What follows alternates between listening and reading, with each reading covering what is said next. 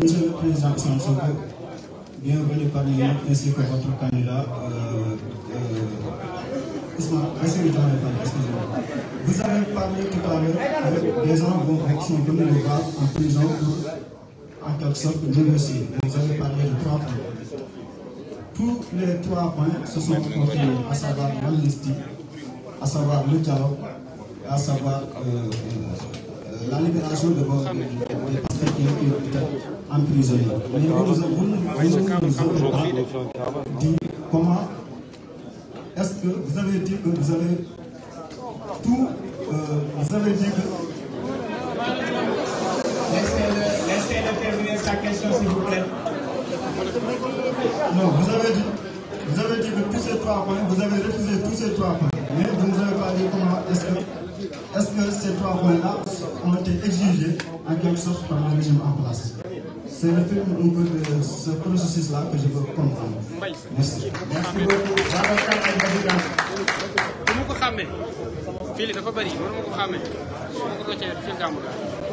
Bonsoir. Bonsoir, Président Bassirou Diomaye Faye. Alors cette fois-ci c'est pour AD, Agence de la presse américaine. Je voulais savoir en fait, Président Bassirou Diomaye Faye, qu'est-ce que vous avez prévu, puisque vous discutez beaucoup, qu'est-ce que vous avez prévu comme responsabilité une fois au pouvoir pour le président Ousmane Sonko? Deuxièmement aussi, quand est-ce que la caravane va commencer? Merci beaucoup. Merci beaucoup. Donnez le micro ici, la dernière question. BBC.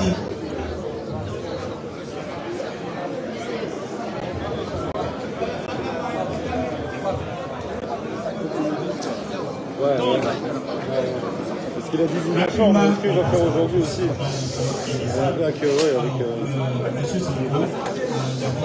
Silence, s'il vous plaît. On termine rapidement. Comment considérez-vous votre sortie de prison?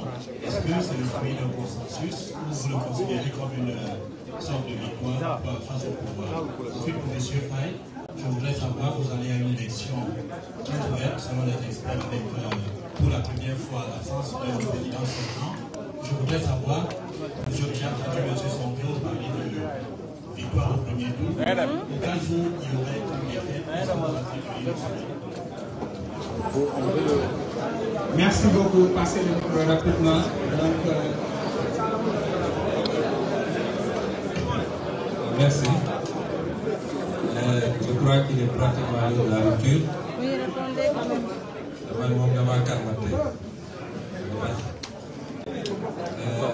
À la question qui a été posée par le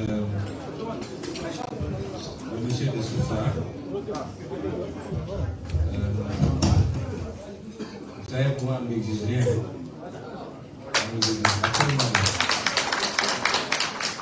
En fait,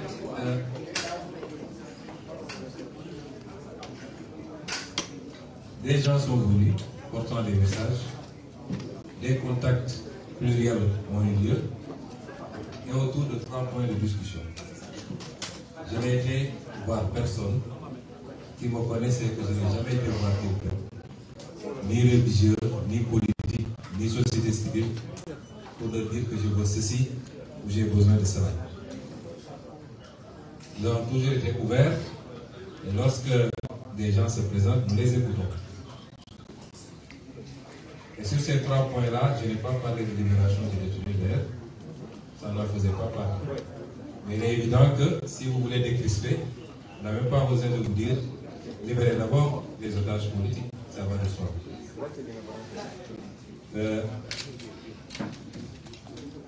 Il n'y a pas eu d'exigence. Il m'a été dit que sur proposition, d'ailleurs, c'est comme ça qu'on l'a présenté, sur insistance de membres de l'opposition et quelques personnes de la société civile, il était proposé de reporter les élections pour notamment que quelqu'un comme moi et un autre candidat puissent réintégrer le jeu. Ma réponse a été très claire. Je n'ai pas besoin de revenir sur ça. Le deuxième point, c'était là sur l'amnistie. Ma réponse a été très claire. Et le troisième point également, c'était lié au dialogue national.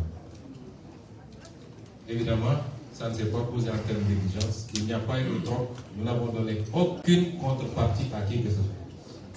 Si je devais donner des contreparties, ce serait peut-être demander à ce que la loi sur l'amnistie soit votée. Je serais accepté de jouer le jeu du report parce que je le pouvais.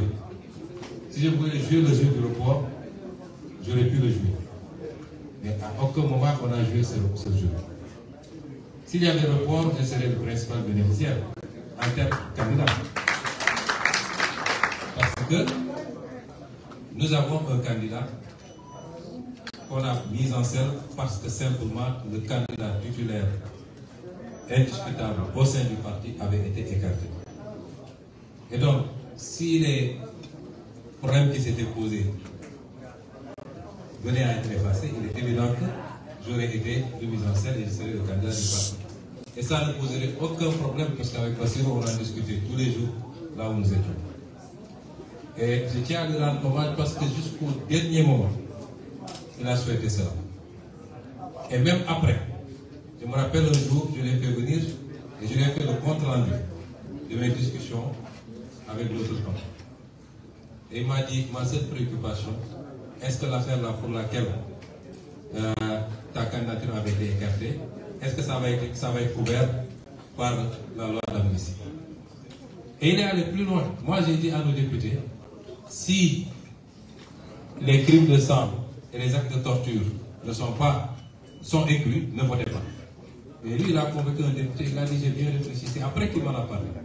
Dans tous les cas, il faut voter cette loi parce que nos gosses sont en train de souffrir, parce qu'il nous faut reprendre nos résidences. Il a été plus loin que moi sur cette question.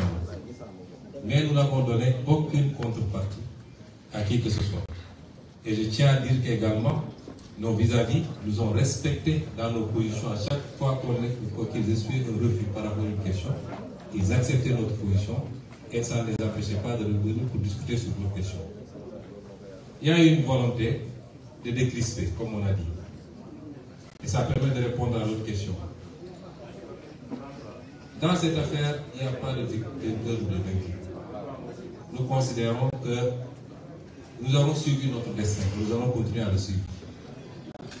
Il était dit qu'on passerait par ces étapes. On n'en est pas sorti moins grandi qu'avant. Donc, ce n'est que le destin que nous suivons. Nous nous battons quand il faut nous battre. J'ai donné tout à l'heure une illustration coranique, même si on peut l'appeler ainsi. Moi, je suis fondamentalement croyant. Je suis imparfait, comme chacun d'entre nous. Mais sur certaines questions, je m'en remets exclusivement à Dieu. Et ce qui doit se faire, c'est cela. Donc, c'est pour dire que nous ne considérons pas les choses. La seule victoire, ce n'est même pas quand on va gagner le 24, Inch'Allah. C'est à la fin de notre premier mandat. Et on verra quelle appréciation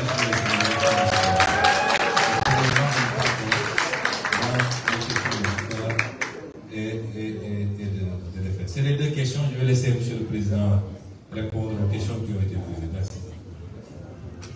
Merci beaucoup. Donc, il y a eu deux questions qui ont été posées par M. Babacar Fall de API, si je me trompe.